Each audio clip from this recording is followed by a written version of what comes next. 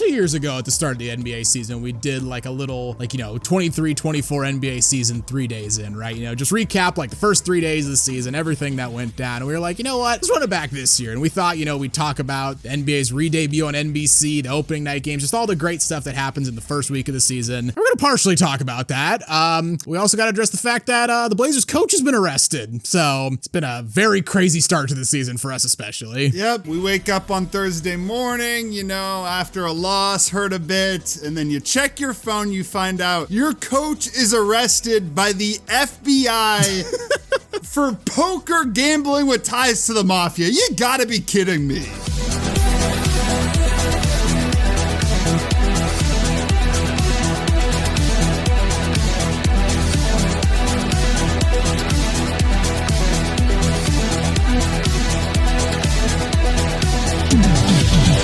Before we recap the craziest start to an NBA season, if you haven't already, make sure this video a like, give us a subscribe, and hit that notification bell so you never miss out on one of our videos. So the NBA season kicked off with a bang on Tuesday night. We got a great doubleheader with the Rockets traveling to OKC and the Warriors heading to LA to face the Lakers. Of course, they were both on NBC and their re-debut with the NBA. Of course, the NBA on NBC run that ran from 1990 to 2002 when NBA ratings hit an all-time high. Very nostalgic time for basketball fans. And I gotta say, hearing that NBA on NBC theme for the first time, it's just this weird phenomenon of feeling like nostalgia for something that you've never once experienced in your life. I was 4 years old when the original NBA on NBC run ended. Yeah. Never saw a second of it live, and I heard that theme and I was just like, man, this just feels like cozy. Feels right, I had the same thing. I don't know if it was from watching the Hardwood Classics and hearing it, or just editing some historic videos in the past and you hear it and you get it, or maybe the theme is just that fire that you hear it just brings that emotion no matter what. Presentation for NBC was all really fantastic. I did low-key feel a little bad for Melo and Vince Carter when they were interviewing Jalen Williams pregame. They're asking him about how what's it feel like to win a ring and win a championship, I was like, Melo and NBC, I feel bad. There was one even worse after the game. They get Chet straight out of the shower. Dude doesn't have a shirt on, had a towel wrapped around him, and he's taking apart the ring, showing the ring inside. Tracy said something about show it off, something we never got to experience. I was like, damn. Because they're all such good players, but they all didn't win a ring, so. They were all having nostalgia for something they never experienced. Yeah, exactly. Also, the score bug kind of reminded me of a 2K one. I'm not the biggest fan of it. It looks okay, but I will say I did like the little effects there was if there was a dunk or a three-pointer. It just is cute, I can't help it. I liked it. That was cool, yeah. It was it was nice. Also, something I really liked, I hope we see more of in the NBA this year, was the contrasting uniforms that the Rockets and Thunder wore. I feel like it's really rare that we get two kind of darker shade primary colors going against each other. If we do, it's bright yellow versus, dark blue, kind of like what the Lakers and Warriors was later in the night. But this was dark blue against dark red, reminded me of what UCLA and USC do when they play each other in football. Yeah, they both wear their home uniforms and it looks awesome. And just the contrast of the red and the blue, I was just like, this looks awesome. Do more of this, please. And for NBC, they got to be feeling good about their investment because their first game back in over 20 years, it might be the game of the year. It was great, man. It was incredible. The Thunder, they get off to that good start, even without J-Dub playing this game. Chet was incredible early. I think at one point he was 7 for 7, just hitting everything, doing it from everywhere. Chet, I thought, was awesome all game, but especially early. And for the Rockets, I was really interested. How is this lineup gonna work? I saw some stat that it was the tallest opening night lineup since 1955 or something crazy. I heard them say on the broadcast, average height was 6'10". I was like, what? And it was, rough. The half-court offense wasn't necessarily there. Amen Thompson running the point wasn't necessarily fluid. Şengün, he also brought it up at times. But, they crashed the glass well. Steven Adams, I thought, was great for them. They were able to get a lead, and they built up their lead in the second. Chet was still cooking, but the Rockets played great on Shea to start this game. Amen Thompson, he's probably the the best perimeter defender in the league, and he was... Except for Tamani Kamara. Okay.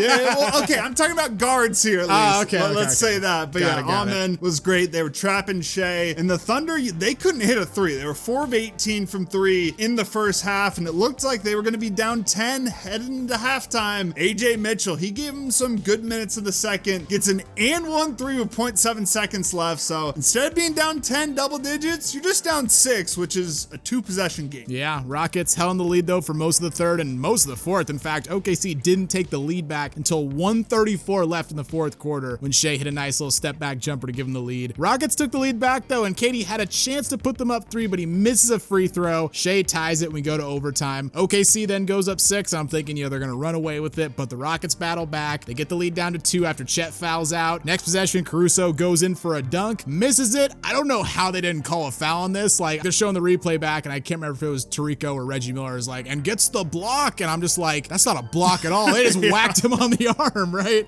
But, they get it back. Sengun misses a floater, but he gets his own rebound and dunks it, so we're tied again. Shea then misses a chance to win the game, and KD gets the rebound, and it looks like he calls for a timeout. I mean, he did call for a timeout. Yes. The refs just didn't give him one. Yeah, I know, man. And Rockets didn't have any timeouts left, and if you're not familiar with the rule, if you call a timeout when you don't have any left, that is a technical foul. So the Thunder would have gotten the ball back. They would have gotten free throws. Bro pulled a Chris Webber, but lucky for him, the refs just, for whatever reason, maybe the refs knew that the Rockets didn't have any timeouts left, so they're just like, no, we can't give him that. But at the same time, like, he very obviously called, not only him, but like Jabari Smith did as well. He calls for it too. So, Rockets get away with one there. Second OT was back and forth for beginning, although the Rockets did lose Amen Thompson in the second OT to cramps, I think, something like that. He was like stretching his calf out, right? Yeah, we'll probably know by the time this video comes out, but right after, it looked like it was cramps. From what I saw online, I guess it was cramps. Yeah, they were stretching his calves, but brutal to lose him, especially with the way Shea was cooking down the stretch. Down 1 though with the ball, Sengun gets the basket, he scores, he gives the Rockets a 1-point lead, but on the final possession, just a great job by Shea. He gets KD in the air, and despite,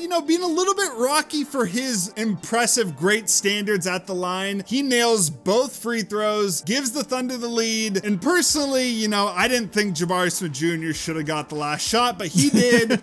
Shoots up a fadeaway and misses everything. OKC wins the game. I thought Sengun, for how well he played, maybe the best game I've ever seen him play. I thought he was incredible, especially just the way he was playing on the perimeter. Yeah. I was like, he's balling out. I thought he should have got the last shot, but you give it to Jabari Smith Jr. I kind of get it. He has the length and everything, but he misses everything. Brutal loss for the Rockets. I mean, it's only opening night. No need to panic, but I thought they played a great game all night. Like I said, Sengun was incredible. KD wasn't like amazing, but I thought KD made plays, and it would have been a great win for them to go into OKC on ring night and get the win. But Shea, just a great stretch closing things, and Chet I thought was great this game as well. Yeah, I mean, if you're the Lakers and Warriors now, how the hell do you follow that up? Well, you don't. Yeah, you don't.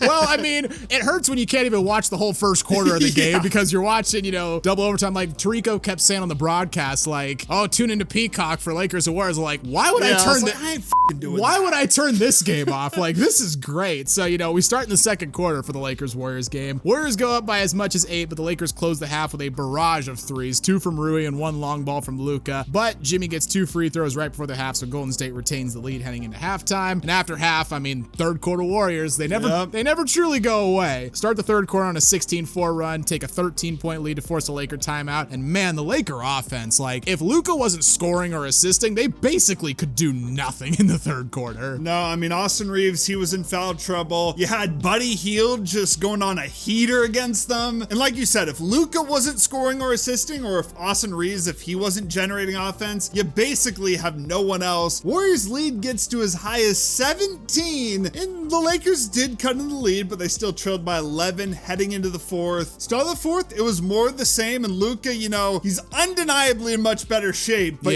for the offensive load he had to carry, and even like defensively, he was trying his best. I'll give him credit. Yeah, played the entire third quarter too. Dude was gassed, and we're not calling him fat because he's not fat. He's clearly in shape, but the load, he was just gassed. Yeah. Lakers made a late run and got the Warrior lead down to 6 with just under 4 minutes to go, but Draymond Green of all players, we've seen this one before. Just hits a 3, clutch. I had to laugh when it happened. Exactly. It's a clutch 3 out of nowhere from the corner, and Steph puts the nail in the coffin with a deep three with 51 seconds left. Warriors win 119-109. In terms of major takeaways, I mean, a lot more for the Lakers than Golden State. I mean, Jimmy went for 31, Steph had 23. Kuminga looked really good. He had 17 points, and, you know, the whole fiasco of him this offseason. If he keeps playing like this, I mean, I was so confident he'd get traded at the deadline, but if he keeps this up, you know, maybe we'll pump the brakes on that one. For the Lakers, though, I'd think twice about being so eager to show LeBron the door. I mean, Luka went for 43, Austin Reeves went for 26, but that's not what I think should be focused on. Like, it's the assist numbers. Lakers had 23 assists as a team, and Luka and Austin Reeves combined for 18 between the two of them. Like, not only were they generating a bunch of offense for themselves, they basically generated almost all the offense for their teammates too. And like, if one of them goes out of the lineup with foul trouble, or hell, just to sit down and rest, like, they don't have enough offense to keep pace with the best teams in the NBA. Yeah, I'll make this quick because it's only opening night, but just the supporting cast, I said it before the season, I just don't think it's good enough. And I think like this is an example when you have LeBron injured, you're relying too much on Luka, and then Austin Reeves, I thought even played a good game, and he's not always super consistent, but I just don't see enough players on the supporting cast to step up. So they need Bron back sooner rather than later.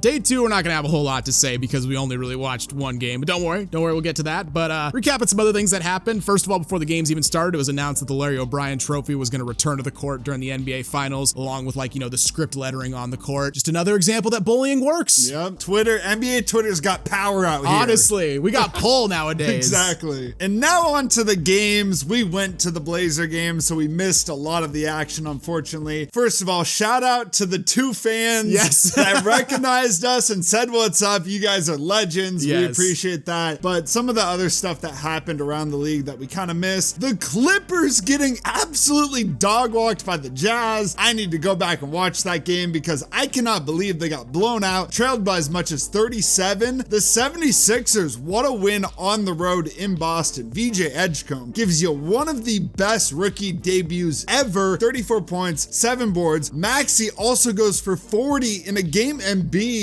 apparently didn't play well at all. Like, that is an incredible win for Philadelphia on the road. I mean, Edgecombe, maybe the best rookie debut of the modern era. I mean, it's tough to beat Bron's debut, but 34 points and 7 boards? Yeah, that I can think of. Also, Wemby continues to prove he's not human. This was the one game we were checking on the most, like during timeouts from the Moda Center. And I swear to God, every time we pulled up this game, there's just another highlight play. Like, we pulled up the game and he does that step back, like 4-point play. Yeah, and we're just we caught that. We're just like, this is just not fair, man. Yeah, and like, you're looking at the stat lines, looking at some of the other plays, and then you're looking at Scoot down on the bench, and you're just like, hey, I'm feeling good about that MVP take so far. Yeah, One game in, but I'm feeling good. 40 points and 15 boards, pretty good way to start a season out. And then on to the Blazer game. Look, a lot of good stuff from the Blazers. The defense is going to be really tough. It's going to be really stingy, especially when they go small. I mean, we had lineups out there for most of the game where you could switch basically anybody. Yep. The offense needs work, especially the offense down the stretch. I mean, we really had this game. We really should have won it, and we kind of, you know, sold it down the stretch. I will say, maybe Anthony Edwards really is Michael Jordan's son because that man gets away with a lot of push-offs. Like, I don't know how that won that last on an offensive foul, but, you know, we got to be better down the stretch. Drew Holiday, what the fuck are you thinking taking that three? That was so annoying.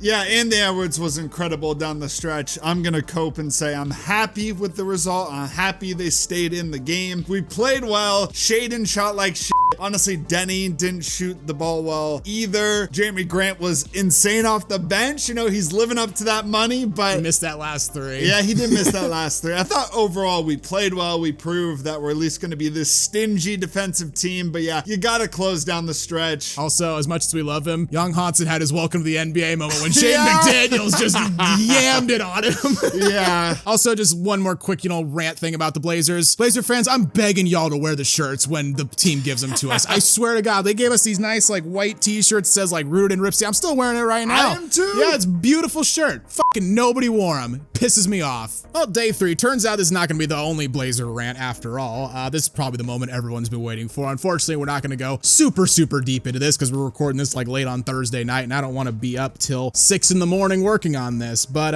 like, the way we planned this video out was we were going to record it over all 3 days. You know, Tuesday night we record, Wednesday night we record, Thursday night we record. We'll just talk about the games at the end of each night. So last night, after we finished recording, we figured, okay, this time tomorrow we'll be talking about, you know, the Thunder and Pacers finals rematch and the Warriors Nuggets nightcap game. And hey, that Thunder Pacers game was awesome. Went to double OT. Yeah. Shea puts up a career high 55 points. Warriors-Nuggets game's not quite over at this point, but so far it looks like it's going to be a good one. But no, it's the Portland Trailblazers that make national news before the sun even comes up when Chauncey Billups, our head coach, was arrested for being part of an illegal gambling ring. He was arrested by the FBI. I mean, Trump's been yapping for a while about sending the feds to Portland, so, you know, maybe this is what he meant. And just, I mean, what a thing to wake up to. I mean, I texted a friend of mine last night who lives in Minnesota. I sent her like a picture of the scoreboard before the game. I was like, oh, y'all are gonna get the business tonight. And I wake up to a text from her in the morning. It's like, so is this game before or after your coach got arrested? And I was like, you know, I'm normally pretty snappy with my comebacks, but I got nothing for that. Yeah, I just literally couldn't believe it. I've never been more shocked by a headline. I mean, this even tops Katie to the Warriors. Coach getting arrested, not for, you know, DUI or just, you know, I don't know what else a guy could get arrested for, but gambling with ties to the mafia. Like, are we serious? By the FBI. Yeah.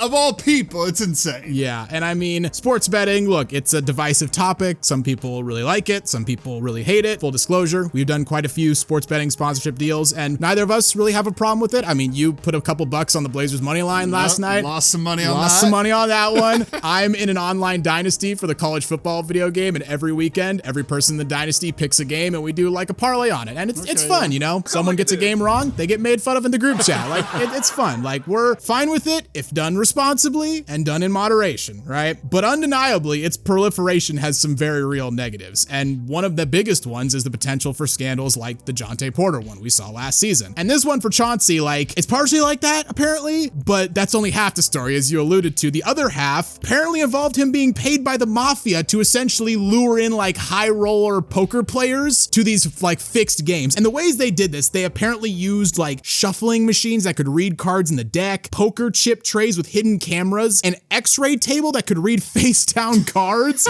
and special contact lenses to see marked cards, which is like a plot point straight out of like an episode of Yu-Gi-Oh! From the second season, where a rare hunter scams Joey out of his Red Eyes Black Dragon and then tries to do the same to Yugi. What is happening here? I don't know. I mean, he is innocent until proven guilty. We do gotta say that. But unless like the FBI had some sort of massive up and all of this is wrong, like, the dude's cooked. Yeah. Like, his career is over. His career with anything probably regarding basketball, the NBA, is absolutely over. I couldn't even see him getting a media job unless, like we said, everything is cleared, because if he came back, everything, you know, would be questioned. Any sort of decision he made, like, oh, you know, did Chauncey do that because he's getting paid or something? Yep. And also, it just makes no fucking sense, because apparently he was making like $50K per game, which is a lot of money to us. A lot of money to us plebs. Yeah, but average Joes. But he made over $100 million in his career, and he was making over $5 million per year to be our head coach, and he just got a contract extension. So like, what is that $50K doing for him? Sure, it's still money, but to risk, you know, going to jail for $50K when you're already making millions, it makes absolutely no sense. I mean, he could probably get that return if he just put it in like the S&P 500. Easily. Something like that. Just like something with no risk that you're never going to get in trouble for. And yet he's doing this bullshit, which is like, maybe just doing it for like the thrill of it, you know, like, I guess so. I'm getting away with something I shouldn't. But I mean, god damn, what a stupid thing to do. And like, as a Blazer fan, I mean, it's really frustrating. I know there are some fans out there that are happy about this because, you know, they don't really like Chauncey. That's another thing. Chauncey couldn't come back from this because he's not like Greg Popovich, right? Or like Eric Spoelstra among his fan base. Like, Chauncey's rep before this season was like 50-50. I mean, there are plenty of fans that didn't want him to be brought back after last season when the team overachieved big time. They still wanted him gone. So there's no way back for him as coach of the Blazers. And just like, considering the way they played opening night against the Timberwolves, like, yes, they lost, but they played really well. They were really scrappy on defense. They played with a ton of effort. And like, this was the first Blazer season, I would say, since like 21-22, where I was like really excited to see them play this whole season and grow as a team and maybe get back into the playoffs for the first time in a while. And now just one fucking game into the year, just everything's on fire. That's the video, guys. What do you think of the start of this NBA season? I'd love to hear what you have to say in the comments down below. If you enjoyed this video, consider leaving it a like, as it really does help us out. And while you're here, why not check out some other videos as well? And don't forget to subscribe to Synthetic Sports.